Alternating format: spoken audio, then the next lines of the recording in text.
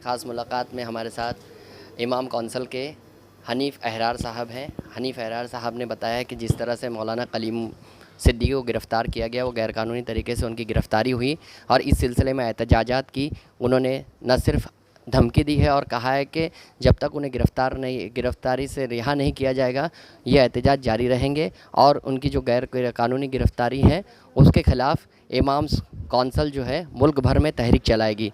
बताएं क्या पूरा मामला है। ये सबको मालूम है और इस वक्त पूरे मुल्क के अंदर ये इशू चल रहा है कि योगी गवर्नमेंट ने मौलाना कलीम सिद्दीकी साहब को 21-22 की दरमियानी रात में मेरठ से बग़ैर किसी गलती के, बग़ैर किसी नोटिस के उनको गिरफ़्तार कर लिया है। और मौलाना कलीम सिद्दीकी साहब सिर्फ़ एक आम आदमी, एक आम आलिम नहीं, बल्कि कम्युनिटी के एक लीडर है और मुतहर्रिक रहनुमा है और तमाम कम्युनिटी में मकबूल है और सब लोग उनको जानते हैं।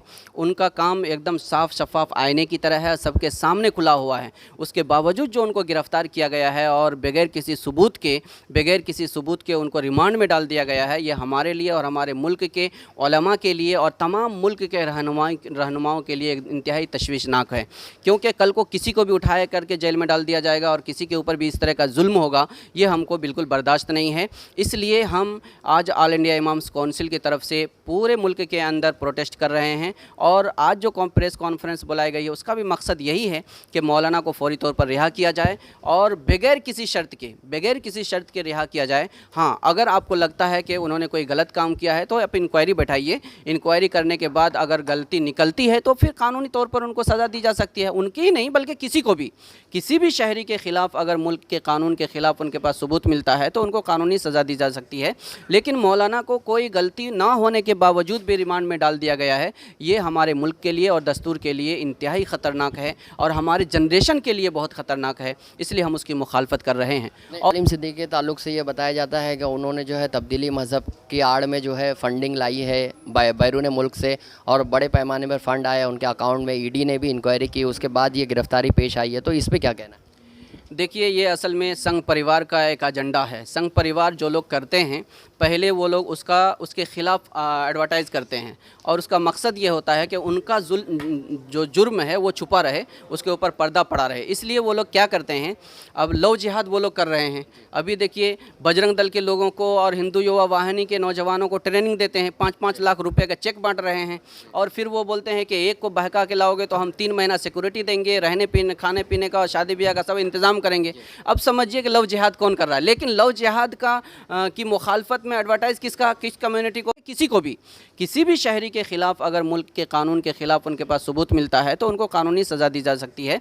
लेकिन मौलाना को कोई गलती ना होने के बावजूद भी रिमांड में डाल दिया गया है, ये हमारे मुल्क के लिए और दस्तूर के लिए इंतहाई ख़तरनाक है और हमारी जनरेशन के लिए बहुत ख़तरनाक है। इसलिए हम उसकी मुखालफत कर रहे हैं। और कलीम सिद्दीकी के ताल्लुक़ से ये बताया जाता है कि उन्होंने जो है तब्दीली मज़हब की आड़ में जो है फ़ंडिंग लाई है बैरून मुल्क से और बड़े पैमाने पर फ़ंड आया उनके अकाउंट में। ईडी ने भी इंक्वायरी की, उसके बाद ये गिरफ़्तारी पेश आई है, तो इस पर क्या कहना है?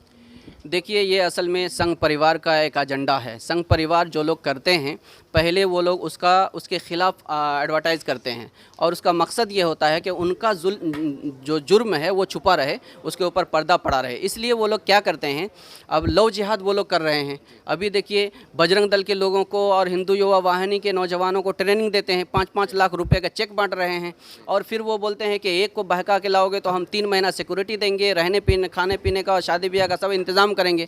अब समझिए कि लव जिहाद कौन कर रहा है। लेकिन लव जिहाद की मुखालफत में एडवर्टाइज़ किस कम्युनिटी को टारगेट किया जा रहा है, मुस्लिम कम्युनिटी को, जबकि मुस्लिम कम्युनिटी के अंदर लव और जिहाद का कोई कॉन्सेप्ट ही नहीं है। इसी तरीके से इस वक्त जो धर्मांतरण की बात चल रही है, आप लोगों को मालूम होगा घर वापसी की मुहिम किसने शुरू की थी? बजरंग दल ने। और आपको मालूम है कि 10 लोगों को पकड़ करके मार करके वंदे मातरम और जय श्री राम कहलाने पर कौन लोग मार रहे हैं, लिंचिंग कर रहे हैं? ये आरएसएस के लोग हैं, संघ परिवार के लोग हैं।